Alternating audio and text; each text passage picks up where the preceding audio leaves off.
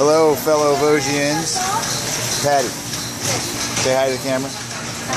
Hi. Okay, so Patty and I are here at Vosge HQ. If you haven't seen it, give you a little shot of holiday madness. Doing a little second shift assembly here. Getting all those truffle collections ready to send out to you guys. There's Brenda. Boy, she's been here like, I don't know, 10 years, longer than me.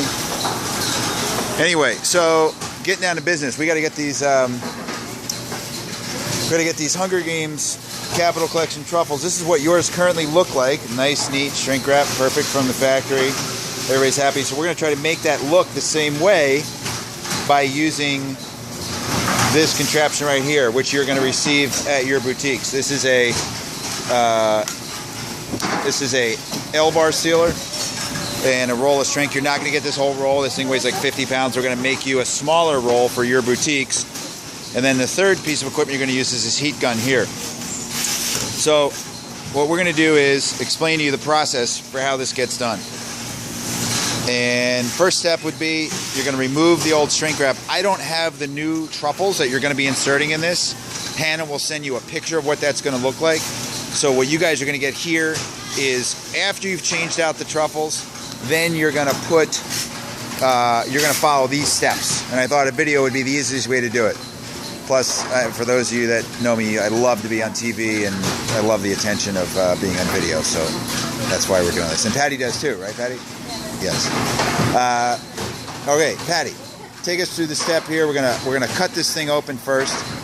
For those of you ladies that have nails, great.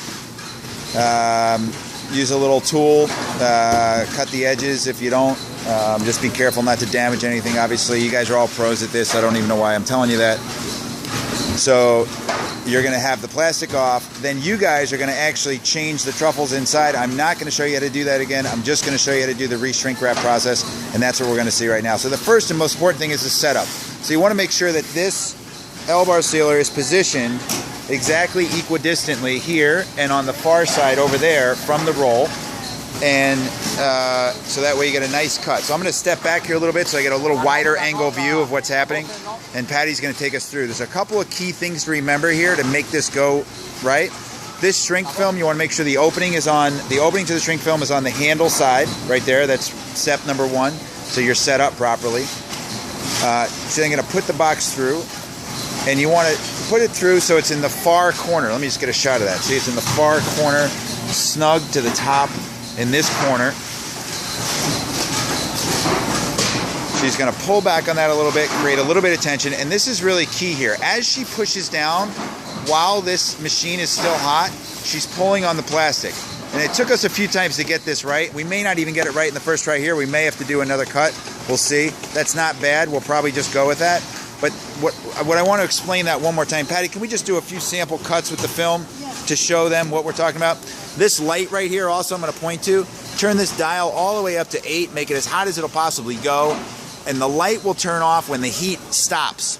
The problem is if you wait for that light to turn off before you start trying to pull the plastic, you won't be cut all the way through the plastic and you won't be able to do it. So as you can see, she's going to push down, the light's on. While the light's on, she pulls the plastic. It pulls great, it pulls great, it pulls great, it pulls great while the light's on. If the light turns off, the plastic will still be attached here and you will have a very hard time separating the plastic from the two sides. So that's a really key thing to make this go a lot easier for you. Let's just do that one more time, Patty.